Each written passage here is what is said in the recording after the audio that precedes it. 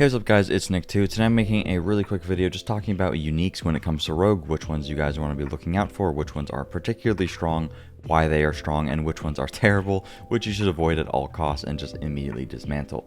I get asked pretty much 24/7 on Twitch, what is it that's leaving this trail behind you? What are some uniques that I should be looking out for? Are these uniques good?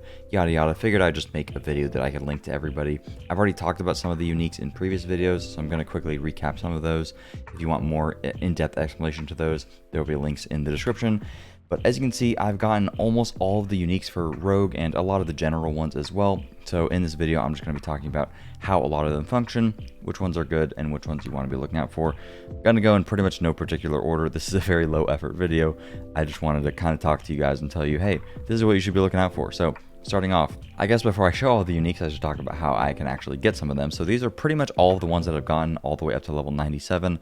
I've dismantled maybe somewhere in the range of 5 to 10 total uniques. So you don't get a ton of them. They are pretty rare. However, the absolute best way to get uniques is just doing nightmare dungeons. You'll get them a lot of the time from the end of completion thing, but the higher level you are, the more frequency of uniques will drop, and the higher level of the enemies that you are fighting, the higher likelihood that you're actually going to be getting unique. So doing nightmare dungeons, higher ones, is going to be your best source, but ultimately just playing the game you'll end up getting some. They are very rare, keep that in mind, but you will get them, so it's important to know which ones you want to look out for and which ones you don't care about. Talking about ones we don't care about, Fists of Fate. Your attacks randomly deal 1% to 270% damage. Mathematically, maybe this could be good if you have a higher likelihood to proc a very high damage percent rather than a low one. That requires way too much testing that I am not smart enough to do. Generally, this just seems like a damage nerf. Also, the stats on it are terrible. Gloves can have very good stats such as ranks to your core skills, which massively increases your damage, as well as 10% crit chance, and much higher than that. And you can also get like 15% attack speed. So yeah, having all this like lucky hit random stuff on here and missing out on 4 ranks to your core skill like Twisting Blades, that's somewhere in the range of like over 30% damage. So you don't want to miss that. Fists of Fate, terrible. Don't use that. This is the one that I get asked about a ton because people really like using Death Trap, and it seems to drop a lot, as you can tell by how many I have. This sucks. This literally is probably one of the worst uniques in the game. Maybe not worse than this one, because this one probably actually makes your damage worse, but this just makes Death Trap worse. Basically what it does is Death Trap will pretty much just do another Death Trap if it doesn't kill an enemy, but the way that Death Trap works is that it's a very high AoE, very high damage ability that is always going to kill something, and it does not work against bosses, this effect. So the only value that this would ever have would be bossing, single target damage, but even on bosses there's a bunch of adds, so literally useless, and it makes your Death Trap worse because it makes it have a longer cooldown, and the stats on it are, I guess the stats are okay, but terrible unique. If you're playing Death Trap, don't care about it, dismantle. Frostburn I get all the time, same story as Fists of Fate. You're not, the freeze is maybe nice, I would ignore it. Word of Hakan, the problem with this is that it's in an amulet slot, the stats that it has are bad, and also Rain of Arrows is a bad skill. Maybe you use it with an incredibly hyper-specific build with all the imbuements and it's some like crazy, very niche thing, but generally Rain of Arrows just sucks and the stats on this are terrible. Sorry. Razor Plate giving you thorns. Who cares? No stats. We're not a barbarian. That does not apply to us. Grasp of Shadow on paper seems really good. Gives you attack speed. Gives you some vulnerable damage. I actually have like an insanely good roll here. There it is. I have an insanely high roll that I just wanted to test. It does have really good stats. Like I said, vulnerable damage is crazy. This is the only way to get vulnerable damage on your gloves, and having attack speed guaranteed is good. The problem with the lucky hit here is that the clone does less damage than you do, and it does not properly mimic all of the time. But also if you're playing like Twisting Blades, for example, the mimic is not going to mimic the legendary effect of your Twisting Blades, and I imagine that's the same if you're playing like Penetrating Shot or really any other skill that uses legendaries. So ultimately I just think this is a damage nerf. It does have +3 ranks to core skills, but you're missing 1 rank. +3 ranks is the highest that you can get on this, and 1 rank is somewhere around 7 to 8% damage for your main damaging ability. So that's unfortunate, and this also doesn't have crit chance on it. While it does have vulnerable damage and makes up for it a little bit there, crit chance is way harder to come by than vulnerable damage is, and 10% crit chance is going to be way more than that. So ultimately I would just say this is not worth it. It isn't terrible, It's probably like okay, but I just simply do not think that it is worth putting it on, losing the legendary and losing the stats. So unfortunately, that is just also not good. I kind of just am talking about bad ones, so let's talk about 2 good ones real quick. Condemnation. This is crazy if you're playing anything combo point related. I finally was able to get one. Originally, I thought that basically the way it works is your basic skills have a 30% chance to instantly generate 3 combo points, and your core skills are going to deal extra damage when you spend 3 combo points. So obviously you want to play combo points with this.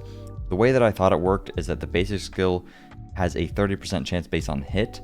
So if you're using puncture, which throws or hits 3 times, you would have a 90% chance to generate 3 combo points. It does not work like that.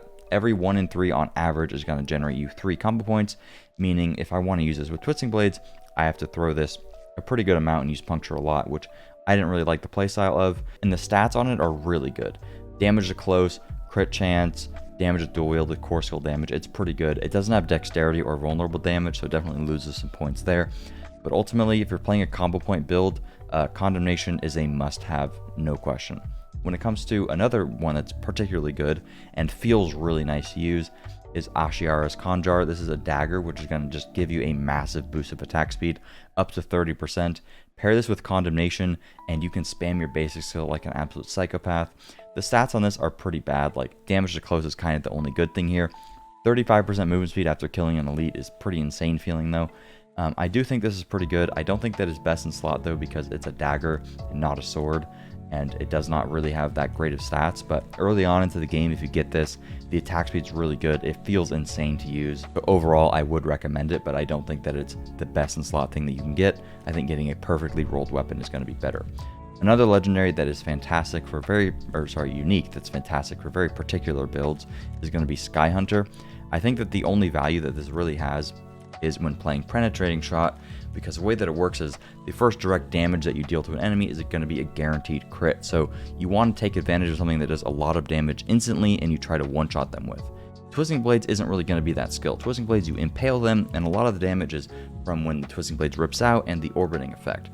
Flurry has a similar thing where, like, you know, you're going to be doing like 4 instances of damage simultaneously, so only the first hit would be a direct crit.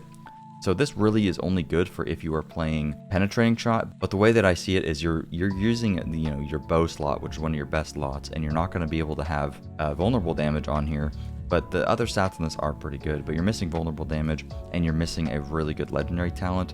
I think that this is good for probably like very quick mobbing, but on bossing it's not going to be that great. Ultimately though, if you're playing like a range build with Penetrating Shot, this is probably pretty good. Wind Force is a very interesting one because it has a chance to knock back.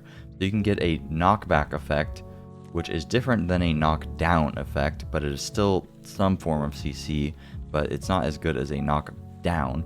Regardless, it's interesting because it has a chance to deal double damage, but the chance is just so low that the actual damage benefit that you get from this is not going to be good. It's an 11% chance. You can get it up to 20. But if it was a 20% chance with my Twisting Blades being a 33%, 1 in every 3 casts of Twisting Blades is going to be a lucky hit, which means that 1 in every 15 casts is going to benefit from this extra damage. If it was at a 20% roll, that is just not good enough for me to consider, and it is missing vulnerable damage and dexterity, which is just better than this effect really ever could be. Interesting in concept, but simply just not good. Talk about some other good ones though. Temerity I made a whole video on. I think this is insanely powerful, and the fact that it gives you a barrier pretty much for free is really good. There isn't crazy stats you can get on the leg, so I really like this. Pair it with deal extra damage when a barrier is active, just extra damage, extra survivability, and you can heal with this barrier. The more healing that you do via just siphoning strikes, anytime you land a crit you heal, so you get the barrier up a lot. Really boosts your survivability, and I'm a big fan. One of the better ones is Penitent Greaves here. You leave it behind a trail of frost. I also made a video on this that you probably saw. You deal 10% increased damage to chilled enemies.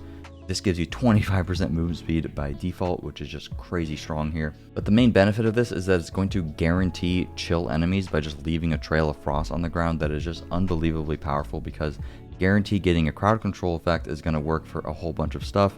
Damage versus crowd controlled, restoring energy when you damage a crowd, or when you crowd control an enemy.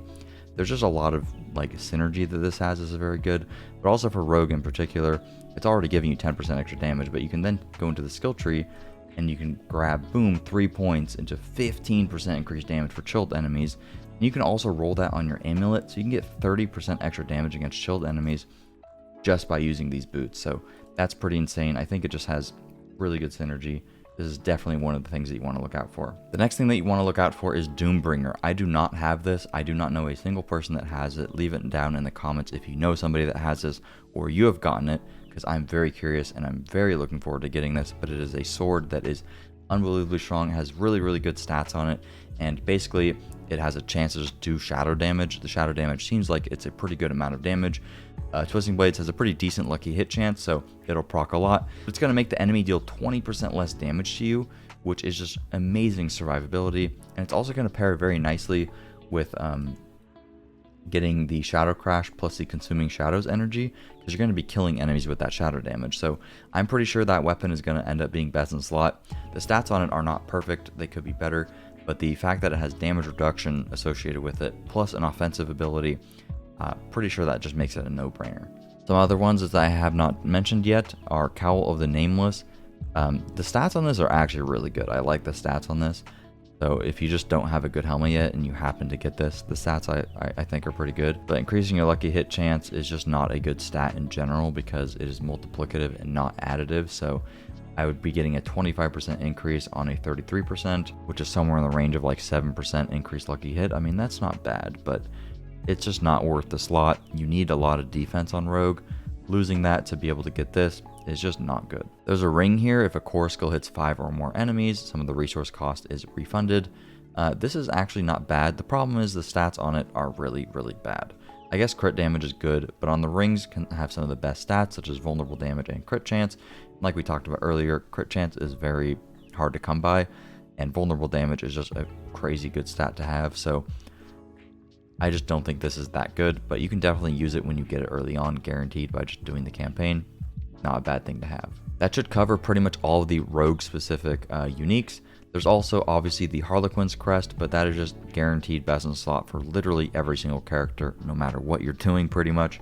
And it remains to be discovered in terms of how you actually acquire that, but that is just a given. Hopefully you guys found the video helpful. If you did, please make sure to drop a like, subscribe for videos similar to this one, and I'll see you guys later. Peace.